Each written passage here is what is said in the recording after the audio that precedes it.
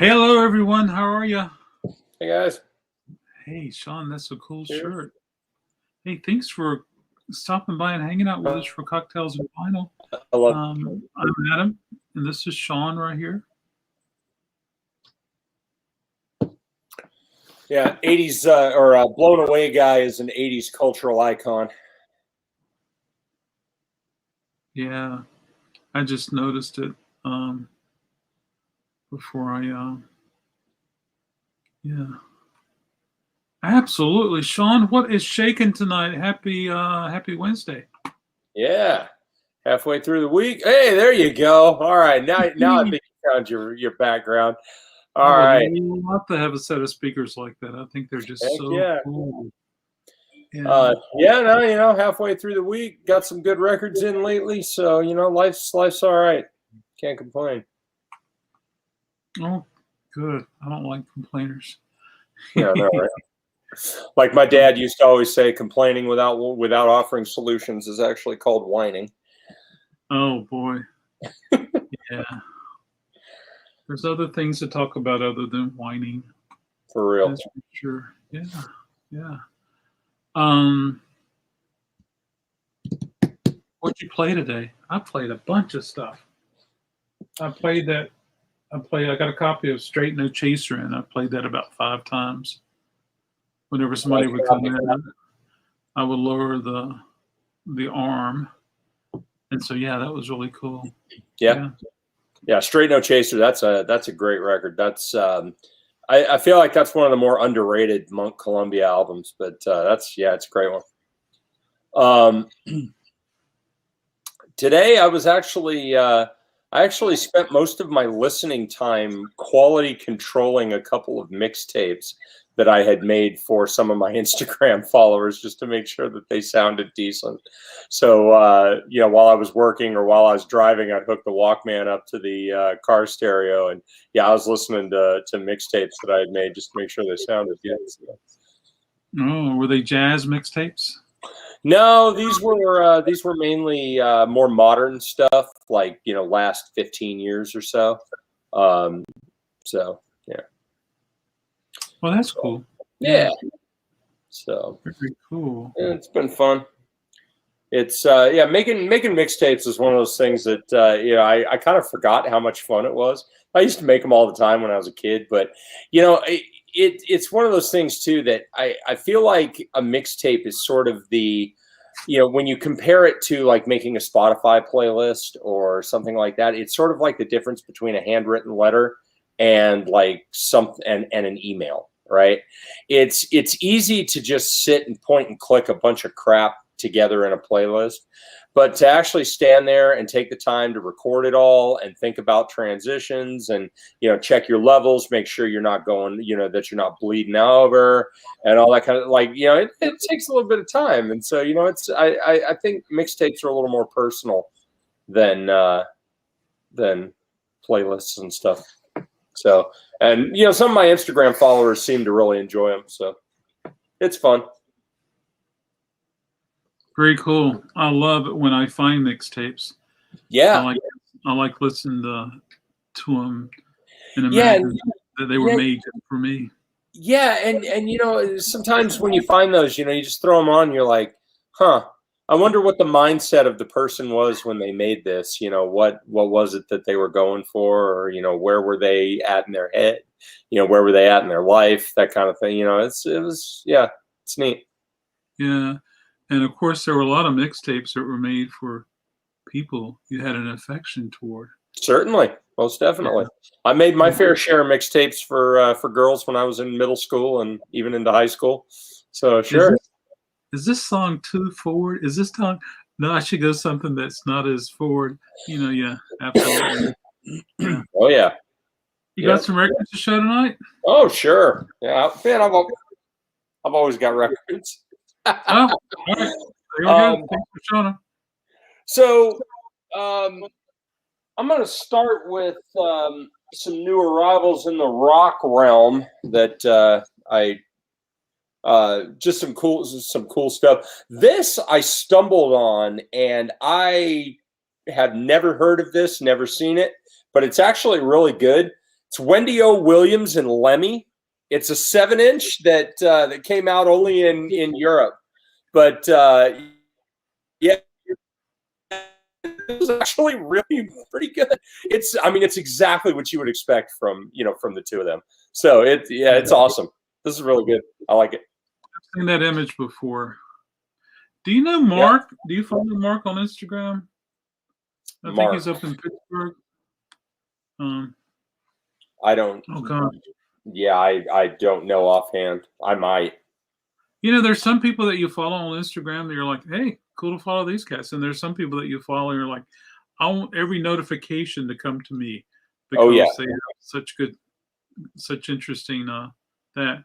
So Mark is forever finding something cool and showing off something. I'm like, Mark, how much money do you spend on your records every day?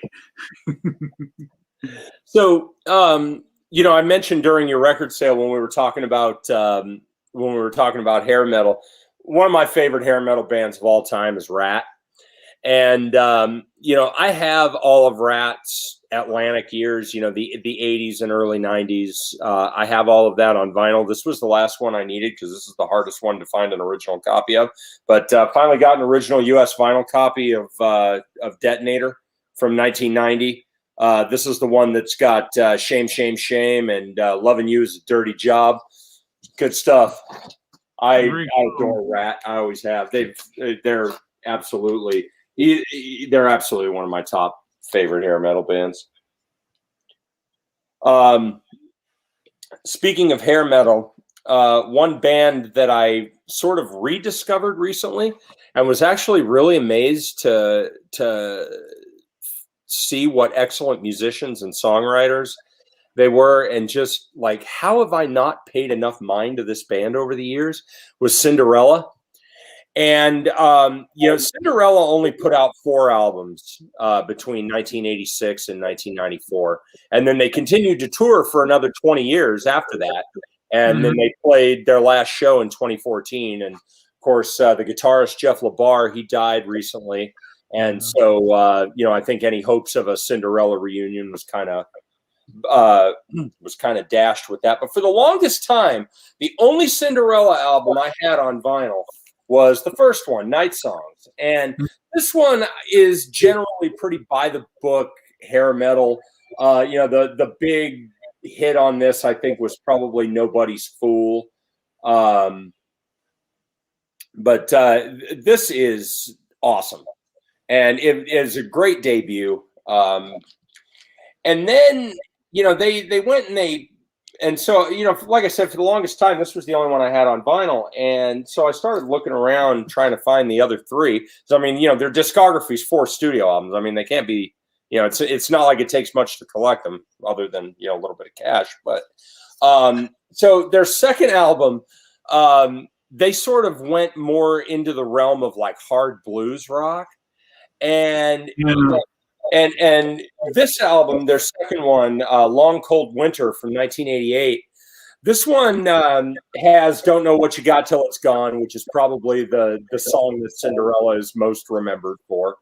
But the rest of the album really isn't like that song at all, right? It's just nice, hard, bluesy rock. And, I always loved the little tinge of attitude and everything that went along with it. And this might be Cinderella's best album. Probably not my favorite, but definitely their best, I think. And then the next album that they did was in 1990. It was called Heartbreak Station. And the hit song on this one was it's called The More Things Change. And I always appreciated one of the lines in that song, a bit more or less the chorus, the more things change, the more they stay the same. Everyone's your brother until you turn the other way. That's good. But there are a lot of great songs on here. The More Things Change, Love's Got Me Doing Time, Sick for the Cure is great. Dead Man's Road. Don't go playing with your life because it ain't no toy. Good stuff. And then the last album that Cinderella did was in 1994, and it actually did come out on vinyl in the U.S. It's called Still Climbing. And this actually, believe it or not, probably my favorite Cinderella album. It's late. It was after grunge. The only problem with this album is it came out in 1994. That's literally the only problem with it. The opening track on this record, Bad Attitude Shuffle, I mean, that song is just unreal. Yeah, unbelievable. Good stuff. God, Talk is Cheap, Blood from a Stone, Still Climbing, Easy Come, Easy Go. Excellent stuff. And the cool part about this one, these U.S. pressings from '94, colored vinyl or, other than black wasn't really all that common back then, but this one's totally clear, which is pretty neat. So I like those clear ones. Yeah, I do too. And then, moving on from hair metal, a couple of other rock new arrivals. The band Live, they were from York, PA, had some success in the 90s. So their first album, Mental Jewelry, came out in 1991, but about 3 months before that, there was an EP. It was their very first actual release. It was called the 4 Songs EP. And it contained 2 of the songs that would go on to be on Mental Jewelry. And then it also contained 2 songs that were only ever released as like B-sides and stuff afterward. But it came out on vinyl only in 1991, and the U.S. copies are on green vinyl, which is pretty cool. So it's like opaque green. So it's pretty neat. And the 2 songs from Mental Jewelry are 2 of my favorite songs on that album, and then one of the other ones that, like I said, was just kind of relegated to B-side status. It's called Heaven Wore a Shirt, and that's a killer track as well. So then the last one on the rock new arrivals stack. This is actually more like country and folk rock. In 2006, Mark Knopfler from Dire Straits did a duet album with Emmylou Harris called All the Road Running. And I've had that on CD for years. If it were possible to wear out CDs, I probably would have worn out 3 of them. I mean, I just absolutely adore that record. And I finally got lucky and got an original copy of it on vinyl. It's never been reissued. Some may remember back in the mid-2000s, Warner Brothers was doing this series called Because Sound Matters. And they were like audiophile, 180 gram, nice, good sounding pressings. This was one of those that was part of the Because Sound Matters series. And I didn't pick much of those up back in the day, even though I was buying vinyl. I don't ever remember seeing that on vinyl, because I can tell you, if I had ever seen it on vinyl, I would have bought it there instead of on CD. But that is what it is. But I've hey, had one copy. What's that? I've had one copy over the years of All the Road Running. Mm-hmm. Nice. Yeah. Yeah. Unfortunately, they go for a pretty penny now. Yeah, I think maybe it was a $30 one that was pre-owned. Okay. Years ago. Of course, now everything's just very expensive. Hey, thanks for joining us tonight. We're doing Cocktails and Vinyl. Shawn's with us tonight.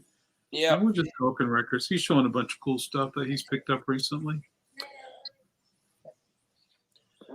Sorry, my daughter's going to bed. Good night. All right, so next couple of a few jazz new arrivals that have shown up. I mean, I think I've done enough of these that people know I love jazz. The jazz market, the used jazz market, is absolutely insane right now. The pandemic has just sent Blue Note, Prestige, Riverside, Impulse. I mean, it's just sent these records through the freaking roof because, everybody's been home. People have a little more disposable income now. They're not driving to work every day, blah, blah, blah. And the market's going crazy. But luckily, there are still some deals to be had. Honestly, there are some titles that I'm just straight priced out of. But I got really lucky on this one. I've been looking for one of these for years. An original copy of Sonny Rollins' Work Time. This came in two covers. One, this was first, and then when they did the first repress, everything that you see that was pink was turned green, and the green ones are a little more common, but this pink one, the cover's got some issues. It's got some tape reinforcing the cover and stuff, but the vinyl sounds prima. So, what year is that? This was 1956. Killer band on this one too. It's got Sonny Rollins on tenor, Ray Bryant on piano, Max Roach on drums, and George Morrow on bass. Excellent. Another cool find. So the Savoy label has always been one of the more underrated jazz labels from that period. And the funny thing in the used market for jazz is that when it comes to Savoy, there's very little middle ground. Savoy records are either worth $5, $50, or $500. Like that's how it goes. Like Savoy is just weird with collectors, and I'm not necessarily a collector, right? These aren't trophies for me. I buy them to listen to them. But hey Don. Hey Don. But in 1957, Lee Morgan came on the scene, signed to Blue Note, and he put out some great Blue Note records. I have all of those. However, he also did a one-off session for Savoy, but not under his name necessarily. It was actually as part of Hank Mobley's quintet. And, for those who don't know, Hank Mobley is a legendary tenor saxophonist. He the noted jazz critic Leonard Feather once referred to Mobley as the middleweight champion of tenor saxophone. And that was not an insult. That was actually a compliment, owing to the fact that his tone and his playing style was neither too soft and smooth and buttery like a Zoot Sims or a Stan Getz, nor was it too aggressive like, say, John Coltrane or Sonny Rollins. Hank Mobley was very much in the middle, and I mean, Hank Mobley is amazing. I would listen to that guy play just about anything. But anyway, so Hank Mobley's quintet did a one-off session for Savoy that happened to have Lee Morgan in the band, and so Savoy used this as a marketing ploy and called it "Introducing Lee Morgan with the Hank Mobley Quintet." And so this is a Savoy album, even though Lee Morgan isn't necessarily the leader here. You can see right down here at the bottom where it says with Hank Mobley's quintet. They just kind of threw that in there for legal reasons because Lee Morgan was signed to Blue Note. But this album is absolutely fantastic. It's excellent. Like something VJ would have done. Oh, absolutely, yes. Yeah. Couple other prestige that came in. This one I've been looking for a long time as well. Got lucky on this one from a friend. Gene Ammons' Boss Tenor. There are very few jazz records that are more aptly titled than this one. Gene Ammons plays his ass off on this record. It's so good. And then another Sonny Rollins prestige that I've had been looking for a while and finally found. This is another OG. This is called Tour de Force. And Tour de Force is interesting because it's the only Sonny Rollins session for Prestige that actually has a vocalist on a couple of tracks. This guy named Earl Coleman. His vocals took a little bit of getting used to for me. But, I've streamed this album quite a bit. I have, because I haven't had a vinyl copy until recently. But the more that I listen to it, Coleman's vocals are actually kind of endearing. I'm not a huge jazz vocal guy, but, every so often one comes across that it's just like, yeah, this works. And this is one of them. Very cool. Yeah. Hey, thanks everybody for hanging out with us tonight. I'm Adam, and this is Shawn. He's our guest tonight. We're doing Cocktails and Vinyl, talking about records. And then so some of the sound bites off of this may be familiar to 90s kids like myself. And, well, I'm more of the late 80s, and I'm kind of a cross between 80s and 90s. But for any right here, that's where the drinks are. Cheers. Cheers. Not Dawn, but oh, I forgot your name, Sweet Like Honey. But thanks for joining us. So these next two have some sound bites that may be familiar to anybody that was listening to the radio in the early 90s.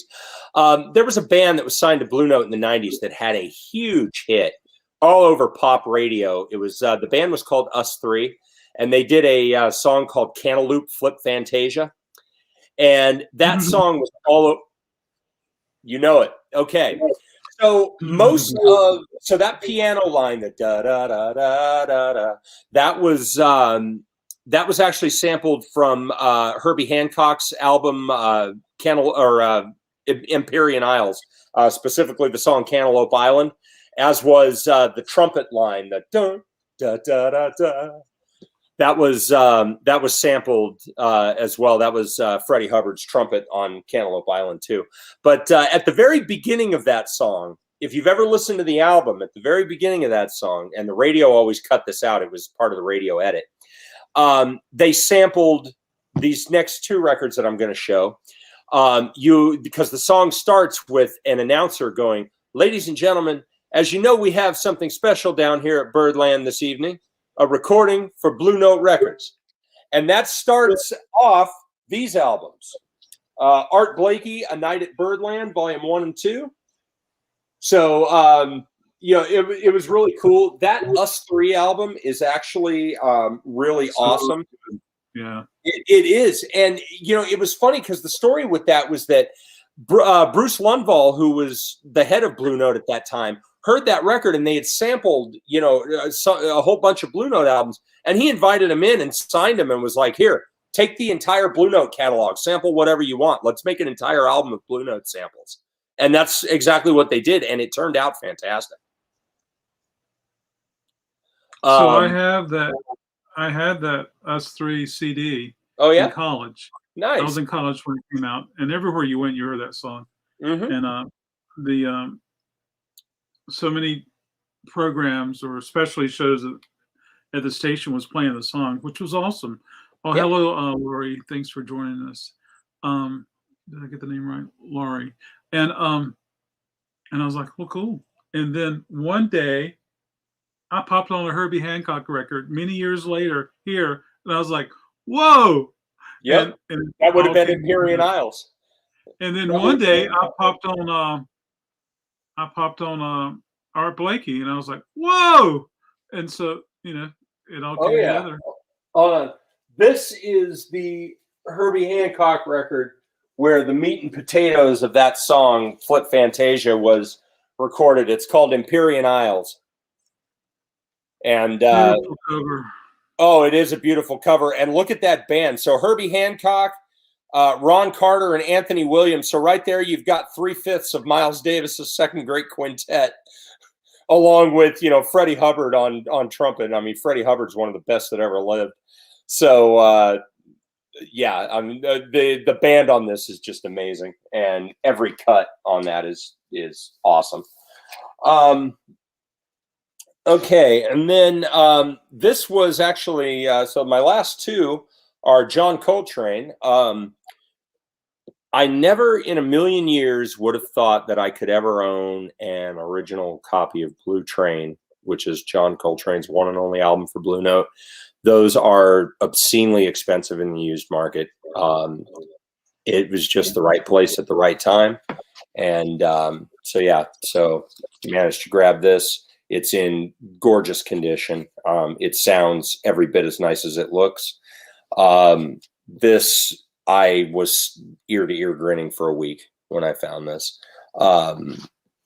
It's one of those things. It's like, it was kind of like a stick, like a measuring stick for me, right? Like there are certain jazz records that I always want to have an original of, and Blue Train, just because of what it is and its importance and its influence. It was just one of those that was like that shining beacon of one day I'm going to have this.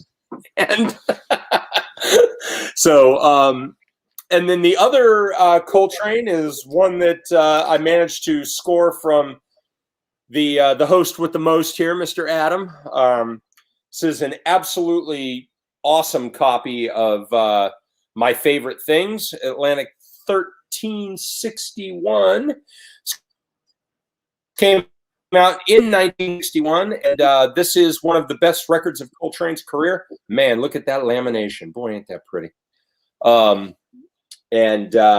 You know, I find early pressings of this, I wouldn't say regularly in the wild, but I've seen them. But the true originals don't come along very often, and somehow Adam came into one, so I'm glad I was able to have it. Oh, you'll be amazed what's in the back. I think you froze. No, oh no, I didn't freeze. I'm just taking that in. I'll yeah. Okay. Well, you know where to find me, Adam. Absolutely. Yeah, absolutely. There's so much good music in the world, and there's so many cool records in the world. Oh, there really are. Yeah. And so, I mean, that's it for the jazz. And then if we have time, I was just going to talk about some of my favorite new releases from 2021. Just, you know, kind of go over those briefly. Sure. Hello, Sandra. How are you? Thanks for joining us. Hi, Sandra. Sandra says, nice Maxell t-shirt. Yeah, I was just telling Adam at the beginning of the broadcast, Sandra, you know, blown away guy, that guy's like an 80s cultural icon, man. Those Maxell commercials were great back in the day. Yeah, and Sandra in the background, you can kind of tell that we have that there. Yep. And I wish I had brought. We didn't plan this, but I wish I had my large frame print behind me. But I mean, you know, in the day, I mean, Maxell was those were the best blank tapes money could buy, especially the metal Maxell tapes, which luckily I have a few new old stock of those. But I don't give those to my Instagram followers. Those are my good tapes. I use those for my own mixtapes.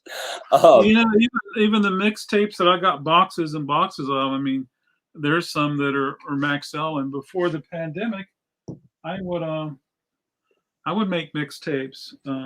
Yeah. But just haven't had the energy on that right now.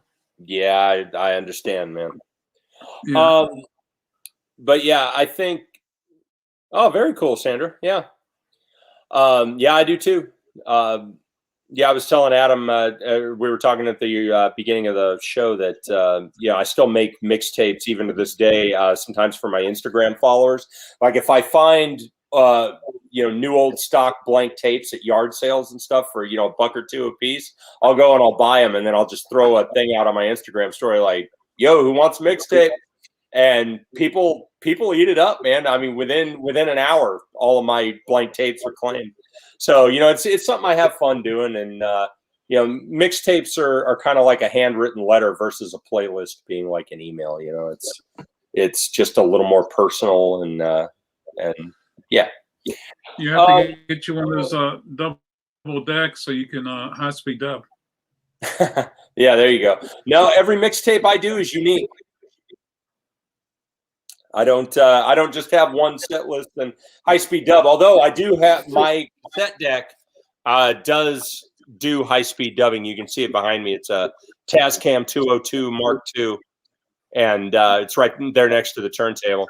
And yeah, that's actually a pro deck. So it's got high speed dubbing, and it's got the one that I really love is the record mute feature.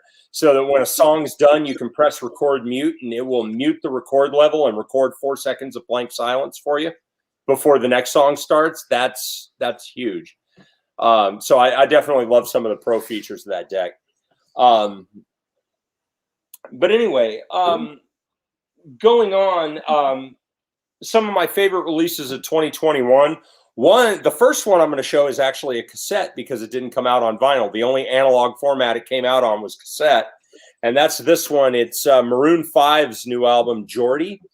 And, you know, it's kind of received tepid reviews in the press, mainly because it's it's what Maroon 5 is doing now. They're doing this like lo-fi kind of chill, mostly beat kind of pop.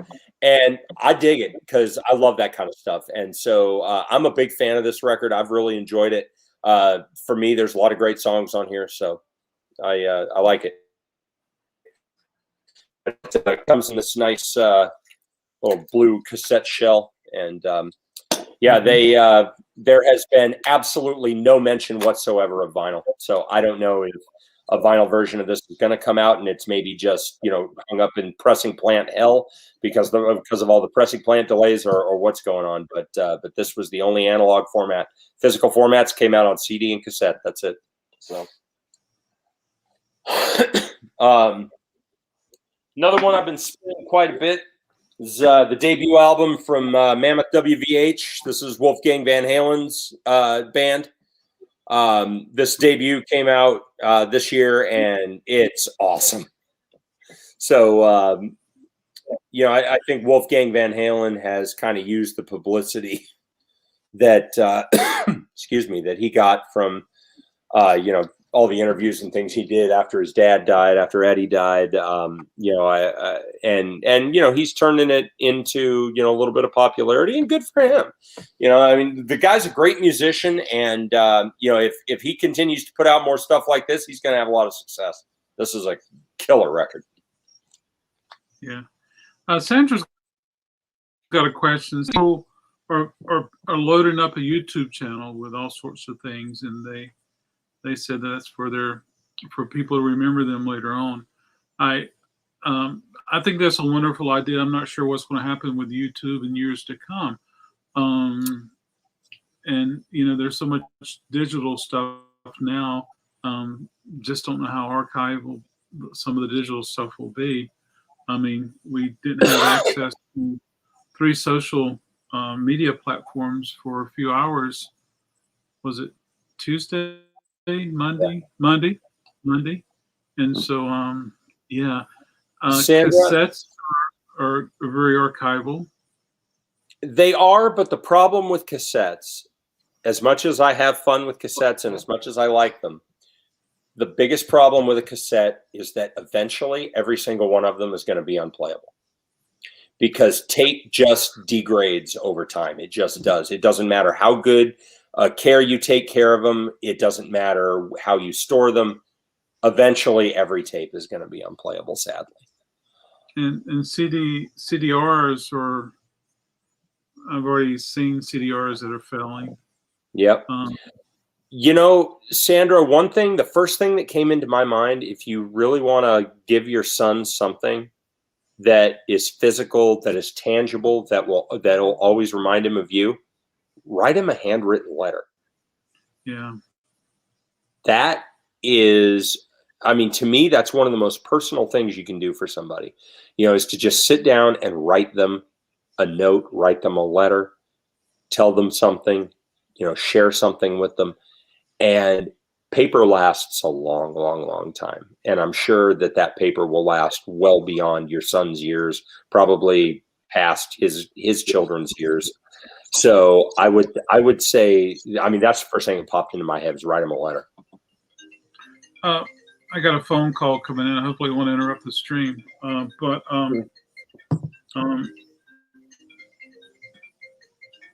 Sandra, another thing that would be cool to do is a journal. Get a hardbound sketch pad. Write, draw, sketch. You could make little pockets and put CDs in. You can make little pockets and put cassettes in. You can make little pockets and put thumb drives in. All sorts of things there, Sandra. Absolutely. So, Adam, it's interesting that you mentioned, how everything is digital these days and very easily lost. A good friend of mine is actually the head of the oral history department at the University of Kentucky. And the amount of tape recordings and digital recordings and everything that they have in their library is unfathomable. Right. And I worked on a website for it was the Louis B. Nunn Center inside the University of Kentucky. I worked on a website for them long ago. And it was an archival thing for their oral history. And I remember asking him at one time, the head of the Nunn Center, I asked him, I said, as a historian, I said, does it give you heartburn or keep you up at night about how much human history of the last 30 years is not in any kind of tangible format and is literally one EMP blast away from being lost forever? And he said, absolutely. He said, it gives me and any other serious historian out there heartburn and keeps us up at night, because the amount of human history that stands to be lost in the digital age is astounding. And there are a lot of conversations going on behind the scenes with governments and academia and, various other facets of society about how do we, preserve our history in the digital age, because we're not doing a very good job of it right now. Mm-hmm. Yeah. Sandra, you probably know about the website archive.org.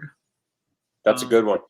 That's another place you can put stuff. I would say the more you have to offer, the greater. But Sandra, more than anything, I don't have family photos anymore. Memories are some of the best things we can have. And, that's true. And we have a way of the best memories being forward in our mind. So yeah. And that's what happened with me when my dad passed away. It's like I don't have a lot of photos of my dad. I have a few, but I don't have a lot of photos with my dad. I don't have a lot of photos of my dad with my kids, but I have all my memories, man. I remember going fishing with him when I was a kid. I remember all the times that I was out there helping him in the yard. I remember all the things that he did for me, and all those kinds of things, growing up and all that. And I mean, it's powerful, man. Yeah. So yeah, keep us posted, Sandra. If you learn some more stuff that you can share with us, please do, because we're always willing to share ideas with other people. Yeah. So this was Let's hello, Anonymous. Hello, Anonymous. How are you doing tonight? Thanks for hanging out with us. Record Store Day 2021 title. This is a new release, Garbage, No Gods, No Masters. I love it. I don't think Garbage has put out an album that I didn't enjoy, but this one, I'd say this is probably top 4, top 5 for me. It's had staying power. I've played it a bunch of times since I've owned it, and I don't see that stopping anytime soon. This is fantastic.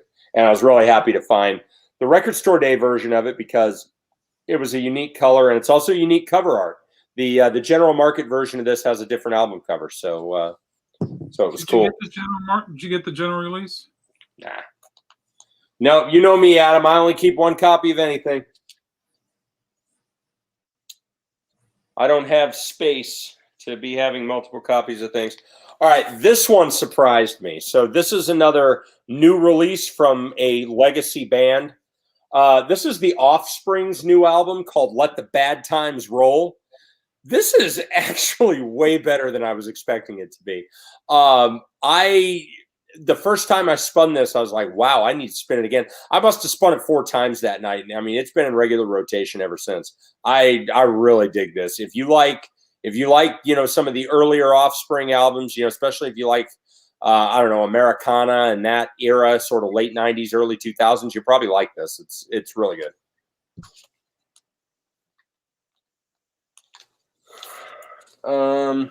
Let's see. Okay, this one's going to get people to laugh at me, but I don't care. I actually really enjoyed this record. New Justin Bieber album, Justice. Dude, I got teenagers. They like to listen to pop radio.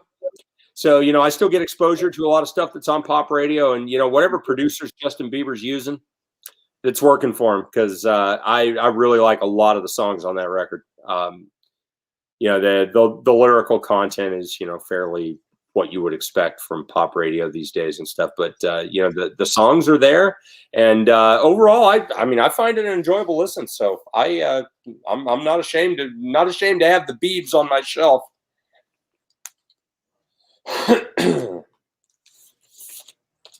Let's see. All right. This is quite possibly my pick for album of the year. John Mayer's Sob Rock. He went back and did this like total 80s themed thing, and the marketing for it was brilliant. It was just a very 80s marketing theme, came out on vinyl and cassette, available on whatever date on Columbia Records and tapes. Like it was the marketing for it was unbelievable. But the marketing is one thing, but the album lives up. There are so many great songs on this record. I mean, Last Train Home is great. Wild Blue, Shouldn't Matter, But It Does. God, I guess I Just Feel Like, Carry Me Away. These are all great songs. And even though, and what's funny is the song that I dislike, the only song on it that I truly dislike, because I think it's because the title, the song is called Why You No Love Me. That's a really unfortunately titled song. But as much as I dislike that song, I think it has one of the best lyrics in there to ever come from John Mayer's pen. He said, "Hurt me once, I'll let it be. Hurt me twice, you're dead to me. 3 times makes you family." That's excellent. That is a great line. It's hard to think about John Mayer growing up and being, he's approaching mid-age, but he is, but man, it seems like he was running down those streets of his high school. I know. A few years ago. But man, I've kept up with him his entire career. I have all his studio albums, and I've been buying them since that first one with Your Body Is a Wonderland and Run Down the Halls of My High School.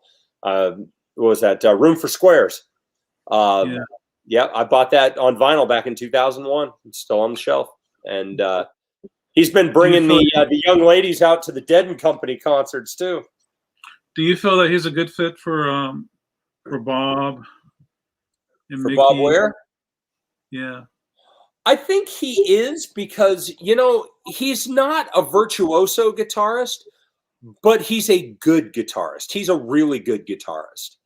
And, is he, Jimi Hendrix? Is he, Jimmy Page? No, of course he's not, right? Is he Slash? No, of course he's not.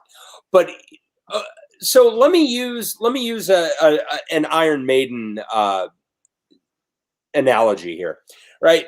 Iron Maiden's drummer, Nico Mcbrain, that guy will never be held in the same regard as people like Neil Peart and John Bonham and Phil Collins and some of the greatest drummers rock has ever known. But that man is the perfect drummer for Iron Maiden. And I think John Mayer is sort of that with that Dead and Company band, right? I feel like he might not be the greatest guitarist ever, but he is, if not the perfect guitarist, an excellent guitarist for that band. Yeah. That's my own opinion, but I know that generally elicits very strong opinions one way or the other. Okay. Bob Ware, man, I don't know, man. You figure that guy's going to want to retire eventually. I mean, I think he was like 10 years younger than the rest of the band. Because, I mean, I think on the first Grateful Dead record, Bob Ware was like 15. I know he was under 18. But I don't know, man. He's still got a workout regimen and everything else. And, I'm not much of a Deadhead. I don't do the whole jam band scene. That's just not my bag. It's not my scene. But, I've gone and I've watched some shows and things from Dead and Company. And I mean, dude, with John Mayer, I mean, the guy's doing what he's hired to do, and he's doing it well. I mean, that's my opinion. Another modern pop album that came out this year that I've really been digging. Again, this is another one I learned about from pop radio, just listening to stuff when my daughters are in the car. But Happier Than Ever by Billie Eilish. Really like this. It's very good. It's very standard type sound of what you would expect in modern pop. The producers are in charge. It's, a lot of beats and stuff, but within that parameter, it's really good. This one, holy crap! This one I've been spinning like crazy too. St. Vincent's Daddy's Home. Oh man, I mean, this is like, oh, cool, Sandra, very nice. Yeah, my stepdad used to own a horse farm out in the Catskills, not too far from where Woodstock was, and but Daddy's Home. This album was supposed to like channel the early '70s, and I mean, St. Vincent's totally wearing her influences on her sleeve here. I mean, I hear everything from Pink Floyd to Roberta Flack to, I mean, you name it on this record. But man, she does it so well because it's not pretentious. It's not, I don't know. It's genuine, right? Like you can tell when you play it, she's totally paying homage to that music and doing it well with respect. And I'm just enamored with this album. Very good. I like it too. Yeah. Did you keep a copy for yourself, Adam? I got a CD. I was on a. Okay. I think I shared with you. I was on a Zoom call with her over the summer, and oh, nice. It took place from her home music room, and so just amazing to see the cool analog synthesizer she had behind her. Oh, I bet. Yeah. So this is another one from pop radio that really caught my eye. This is a group called AJR, and it's called the album's called OK Orchestra. This is sort of rock and pop, but probably tinging, I would say maybe tinging a little more toward pop with a little bit of rock influence thrown in there. It's one of those things that you just kind of have to hear. It's hard to describe with words, but I would highly recommend checking this out. It's good. It's really good.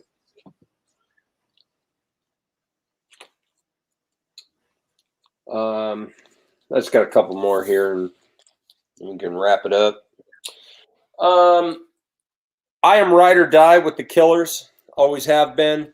I bought Hot Fuss on vinyl when it came out in 2004. I've bought every subsequent studio release since then. They put out a awesome album last year, and then they surprised us and put out another one this year because the tour for their 2020 album obviously wasn't going to happen. So they said, okay, well, if we can't do a tour for this album, let's just do another record. So the one they came up with was called Pressure Machine. And this is different for them. And that's one thing I respect about the Killers is that none of their albums sound the same. They're always different. They always keep fans on their toes. They always keep their fans guessing a little bit, like, what are they going to do now? And this is like very low key and sort of somber. And it's a great listen. Very good. Cool. Yeah. There's some good conversation between Sandra and Anonymous. Anonymous says, I'm not old. I'm retro. Grew up and lived through the age of Aquarius. This is another song, Age of Aquarius. I need to research that and read about that age. So in the era of COVID, you know what the world needs? Love? The world needs love, and the world also really needed, more than we realized, the world needed new music from Iron Maiden. Senjutsu is amazing. This is absolutely, for me, their best album since Brave New World in 2000. It's just awesome. And, you know, Bruce Dickinson, his voice right now is only at about 80%. Because, you know, he had throat cancer and went through treatment for that. And on their last record, The Book of Souls from 2015, that was right around the time that Bruce realized that something wasn't right and that he had, you know, something going on. And you could tell the cancer was really affecting his voice. You could tell something really wasn't right with him. And so as great as The Book of Souls is, it's hard to listen to sometimes because Bruce's voice there's just a tinge of like something isn't right here. Senjutsu, yeah, no, he's back, man. His voice sounds awesome on this. And 80% of Bruce Dickinson is still better than 100% of most other singers' voices. The songwriting is there. The storytelling, the great 3 guitar attack. Oh my God. If you Iron Maiden album, check out, do yourself a favor, check this out. It's fantastic. They really hit it out of the park with this. And, we've been, a lot of fans and stuff have sort of been, pining, just absolutely pining for new Iron Maiden music, especially because in 2019, the last time they toured, Bruce Dickinson every night on stage was teasing new Iron Maiden music. And, of course, this was before the pandemic, but like I went to the show in July 2019 in Charlotte, and after like the second track, he's like, yeah, we're going to be doing, some stuff from, different albums and things. And, there may or may not be some new Iron Maiden music on the way and yada, yada. And then all of a sudden the tour ends and the pandemic hits and we're just like, where's the new music? But glad that finally came out. All right, 3 more here. So keeping with the heavy metal theme, there is a 80s speed metal band. I love mine too, Sandra, clearly. Absolutely. But there's a 80s speed metal band called Halloween, and they are still around and still putting out records. And they put this one out this year. It's just self-titled.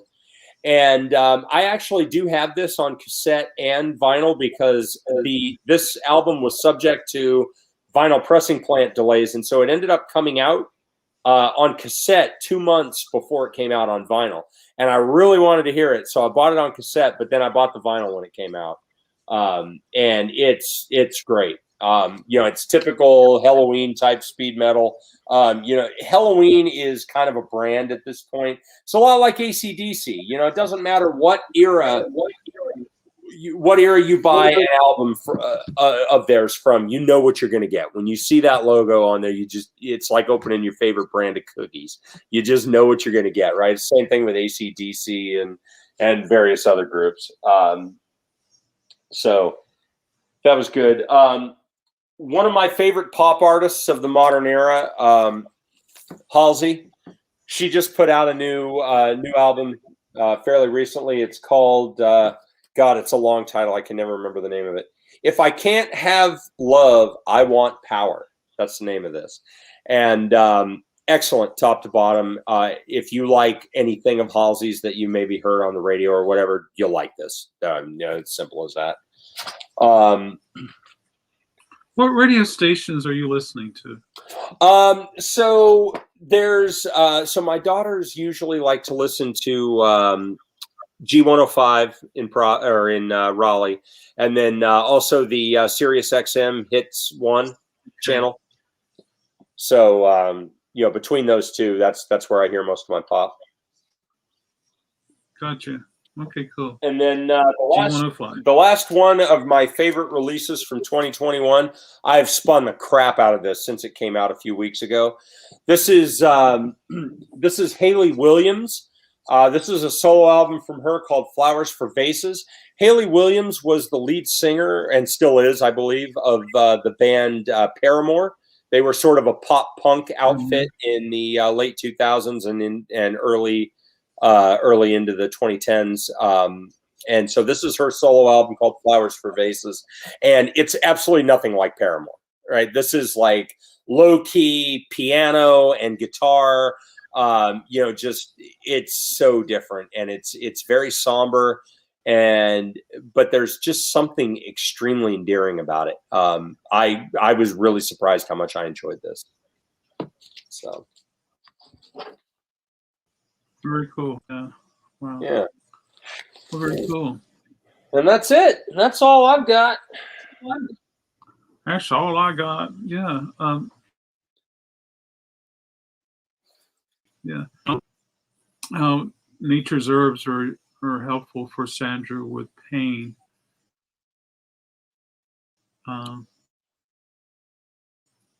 and people just talking about buying records and living near Woodstock and best records of 2021. So yeah, cool things like that. What is this? I always try and be so. One thing that I never want to be, I'm 42 years old, and one thing that I never want to get myself into is being that guy that says, "Oh, well, all I listened to when I was young was great, and all of the classics are great, and all this modern stuff is crap," because it's really not true. There's so much great music that's out there right now that's still coming out, and I admit that as I get older, it's harder to fight the urge to just sort of remain in my comfort zone, right? And the music that I know inside and out, the music that I love, and just listen to the same things all the time. But I don't want to be like that. I always want to keep my horizons expanded. And so I always make it a point every year that I need to buy 10 new albums that from newish artists, and buy 10 new albums every year that came out in 2021 that are not reissues, that are not, whatever, not box sets of archival material, like actual legitimate, honest to God, new recordings that came out in 2020 or, whatever that year was. And I found that it's worked for me. It's helped keep my horizons expanded a little bit, which is good. Music out there so much. And yeah. We discover it differently than we did when we were teenagers, but there's so much good music. That's right. Yeah. And there's stuff from the 80s that I'm discovering monthly. So Adam, can I just tell you one band from the 80s that I discovered recently that I knew nothing about for the first 41 years of my life? When I discovered them, I was just like, was the Outfield. I knew that hit song "Your Love" from the radio, but I never knew it was a band called the Outfield. I never knew who that band was. I just knew that song. But man, somebody told me, "Hey, go check out the Outfield and see what you think." Man, their records were fantastic. It's like that. What was that guy's name? Phil Spector. Oh yeah. Pop on the record that he had his wall of sound. Yeah. And when you pop on Phil, the production, different than other 80s bands.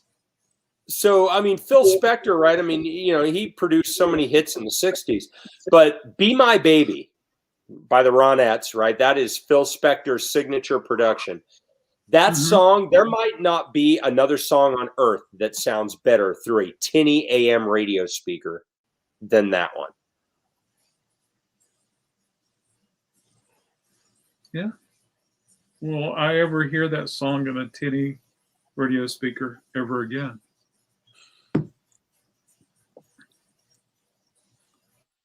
But yeah, there's probably not. Yeah, probably not. Quincy Jones used to do that too. He would, he would have interns that were working for him, and he would tell them, because, he knew they always drove, piece of crap cars, because, they were college students and poor and didn't have any money. So he would go, there you go. Yeah, sure. That's what it's all about. But anyway, so Quincy Jones would go to his interns, and he'd, hand them a cassette of some song he was working on. And he'd be like, go play this through your shitty car stereo and go tell me how it sounds. Right? Or, go and set your balance so that it's only on the left channel. Let me know how it sounds just through the left channel. But I mean, that's the key to great production, is making it sound great on as much,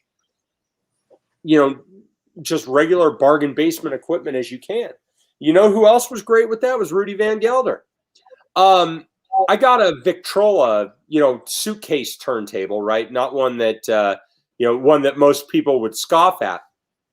I got one to bring along with me when I go camping and just keep it in my pop-up camper, right? And so I decided to, Rudy Van Gelder said many times that, when he was mastering records, these old jazz records, he was mastering them for cheapy equipment, right? The stuff that the average everyday guy in Brooklyn had, right? And so I decided to take an old original Blue Note I had, play it on that Victrola. And I was shocked how good it sounded. I was playing on a little ceramic stylus through the built-in speakers. Man, it sounded good. Yeah. Well, cool. We've talked about it before. We need to do a cassette and cocktails, and we need to do that one night. Oh, hold on. There you go. That's a whole bunch of drawers full of cassettes. That's a good start.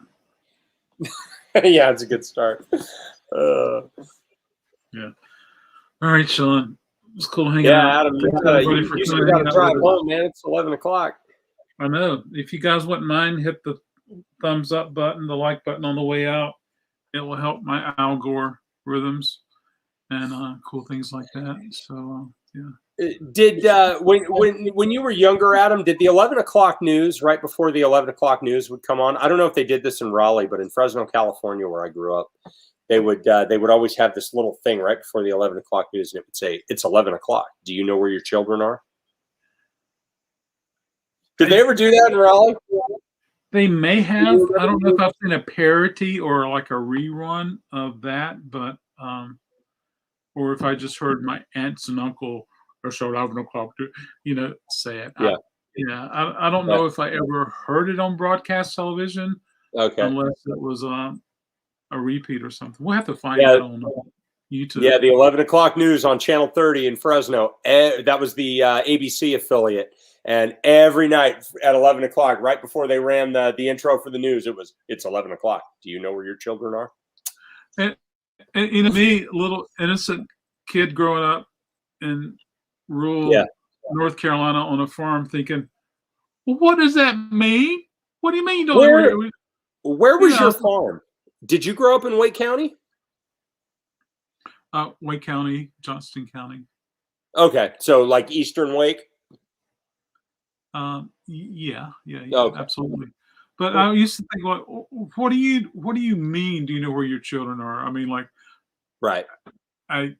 It took a long time for me to understand what they were saying. That and still go down there. Adam knows my location. Oh, okay, cool. Yeah. But anyway, folks. Thank you much, Shawn. Have a wonderful night, everybody. You too, Adam.